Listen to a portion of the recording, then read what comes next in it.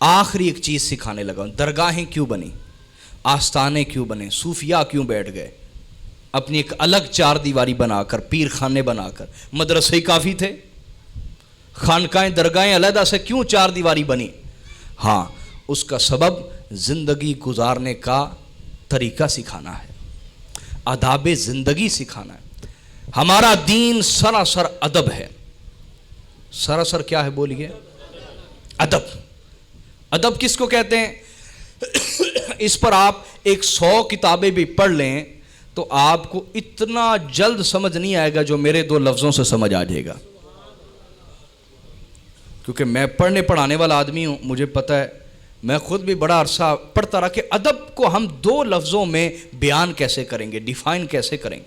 तो मेरे पास 2 लफ्ज़ नहीं होते थे, इसके लिए बहुत कुछ बोलना पड़ता था। लेकिन एक दिन मैं इसी तरह समझा रहा था तो ये दर्स का फैज़ होता है, उसकी बरकत से अल्लाह ने दिल में एक मुनासिब लफ्ज़ उतार दिया। वो ये अदब अरबी ज़ुबान का लफ्ज़ है। किस ज़ुबान का लफ्ज़ है? और अरबी में अदब मादुबा से निकला है। मादुबा कहते हैं दस्तरखान को। किसको कहते हैं? दस्तरखान को। चूँकि दस्तरखान एक बेहतरीन आइडियल, बेहतरीन जो दस्तरखान सजा हुआ हो, पुरतकल्लुफ़ दस्तरखान, तो उसके ऊपर आप कई तरह के मीठे खाने भी रख देते हैं, कई तरह के नमकीन खाने भी, अनवाओ अक़साम के मीठे खाने भी, मुख्तलिफ़ किस्मों के नमकीन खाने भी जी। फिर उसके ऊपर कई तरह के आप मशरूबात भी रख देते हैं, जूस है, जामे शीरी है, दूध सोडा है, कितनी चीज़ें। एक पुरतकल्लुफ़ दस्तरखान की बात कर रहा हूँ, पुरतकल्लुफ़ दस्तरखान। उसमें हर तरह का खाना, मीठा, नमकीन, उसमें हर तरह की डिश, हर तरह के मशरूबात को सजा दिया जाता है। यानी हर तरह के माकुलात, मशरूबात, खाने वाली पीने वाली चीज़ें जहाँ जमा हों तो उसको कहते हैं दस्तरखान। क्या कहते हैं? अब अदब किसको कहते हैं? अदब, क्या अदब से मुराद रोटियां खाना है, खाने पीने? नहीं, अदब दस्तरखान से ही निकला है। लेकिन अदब से मुराद क्या है?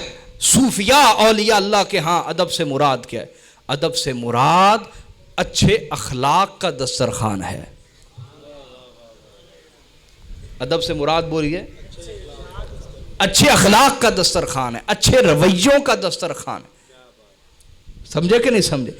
हर तरह के अच्छे अखलाक, हर तरह का हुस्न रवैया, हर तरह की हुस्न मुआमलत, हर तरह का हुस्न मुआमला जहां जमा हो जाए, हर तरह के अच्छे अखलाक जहां जमा हो जाए, वो सारे के सारे दस्तरखान को अदब कहते हैं। क्या कहते हैं? तो दरगाहें खानकाहें इसलिए आबाद हुई कि हमें ज़िंदगी गुजारने का अदब सिखाया जाए।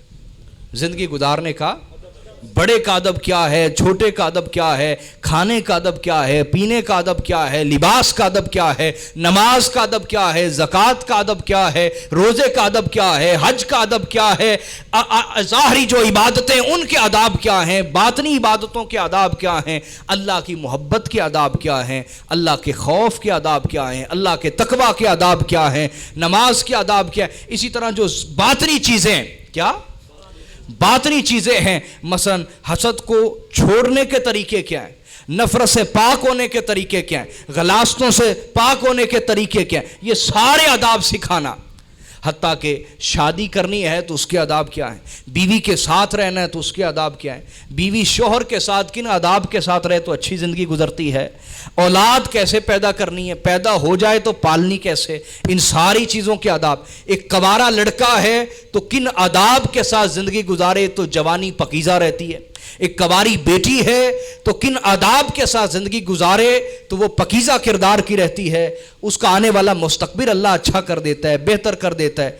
शादी के बाद की ज़िंदगी के आदाब क्या हैं, बाप बन जाए तो आदाब क्या हैं, औलाद बने तो आदाब क्या हैं, शागिर्द के लिए आदाब क्या हैं, उस्ताद के लिए आदाब क्या है। मेरी बात समझ रहे हैं? इल्म का अदब क्या है, फैज़ का अदब क्या है, पीरी मुरीदी के आदाब क्या है, दरगाह के आदाब क्या है, आस्थानों के आदाब क्या है, हर एक चीज़ के बारे में अदब सिखाना, ज़िंदगी गुजारने के अंदाज, तरीके, ahsan तरीके से मुआमलत रखना, ये सिखाना, ये दरगाहों का काम है।